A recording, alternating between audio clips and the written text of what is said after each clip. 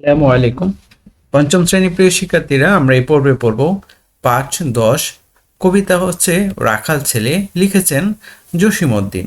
প্রিয় শিক্ষার্থীরা, দেখো এখানে একটা চমৎকার ছবি দেখতে পাচ্ছি। তো আমরা এখন কবিতাটি পড়ব। রাখাল ছেলে বারেক ফিরে চাও, বাঁকা গায়ের পথটি বেয়ে কোথায় চলে যাও। ওই যে দেখো নীল নোয়ানো সবুজ ঘেরা গা, কলার পাতা দোলায় চামর শিশির দোয়ায় পা। সেতাই আছে ছোট্ট কুটির সোনার পাতায় ছাওয়া, সাজ আকাশে ছড়িয়ে পড়া আবির রঙে নাওয়া। সেই ঘরেতে একলা বসে ডাকছে আমার মা, সেতাই যাব ও ভাই আমায়, এবার আমায় ছাড়ো না।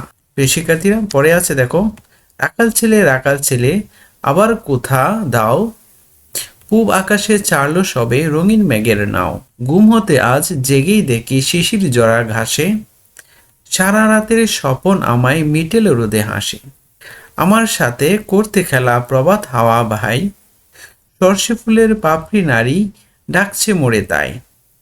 চলছে পথে মটরশুঁটি জড়িয়ে দুখান পা, বলছে ডেকে গায়ের রাকাল একটু খেলে যা। সারা মাঠের ডাক এসেছে খেলতে হবে ভাই, সাজের বেলা কইব কথা এখন তবে যাই। প্রিয় শিক্ষার্থীরা, কবিতাটি পড়েছি, তোমরা আরো সুন্দর করে পড়ে নিবা। এখন আমি পড়ব শব্দের অর্থগুলি। ঠিক আছে, দেখো প্রথমে আছে কি আবির রং। আবির রং অর্থ হচ্ছে লালচে রং। কুটির মানে কুড়েঘর। কুথা ধাও মানে কোথায় ছুটে চলেছ। চামর মানে পাখা। নাও অর্থ হচ্ছে নৌকা।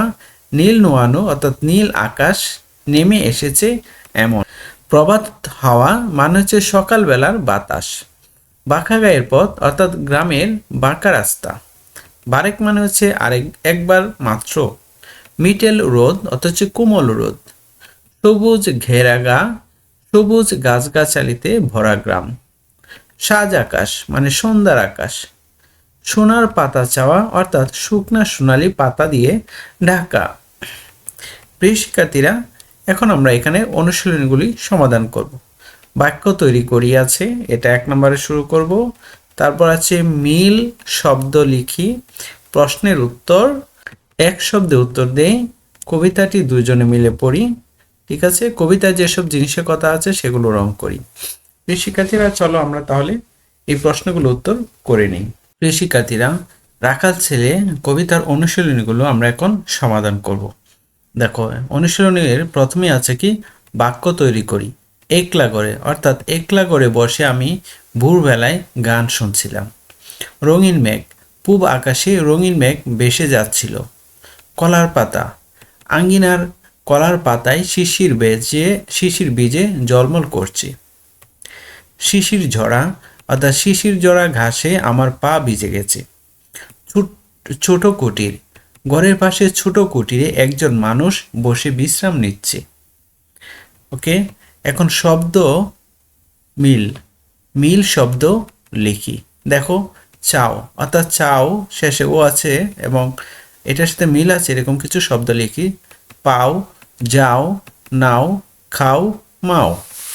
ডাকছে মানে ঢাকছে, থাকছে, হাঁকছে, থাকছে।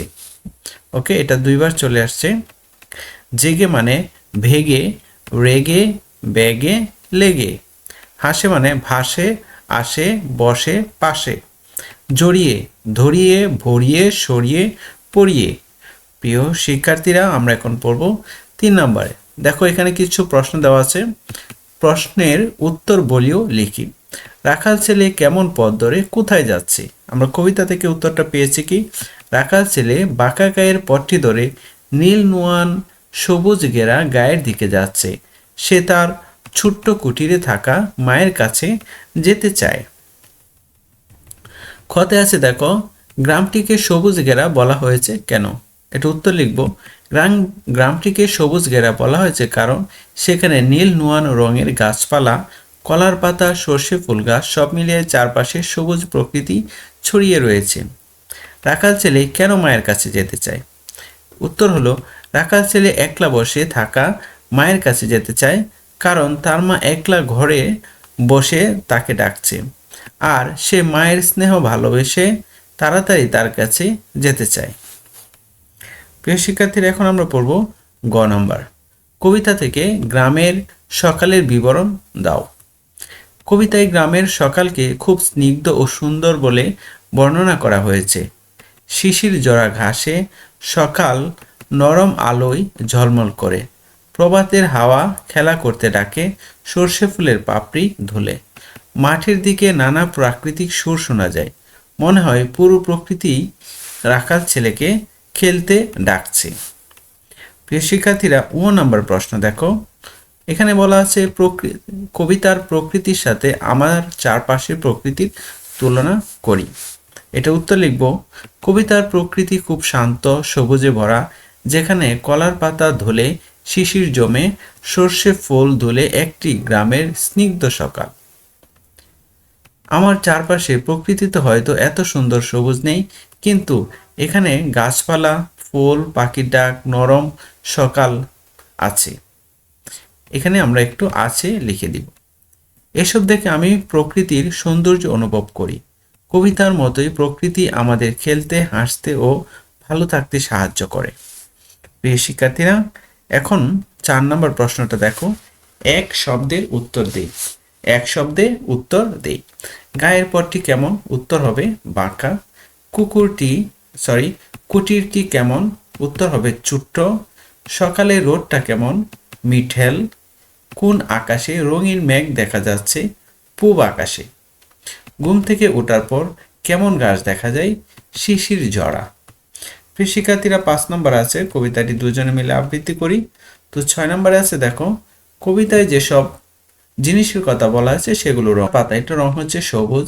গায়ের পথ, সবুজ, গায়ের সবুজ ঘেরা গায়ের পথ।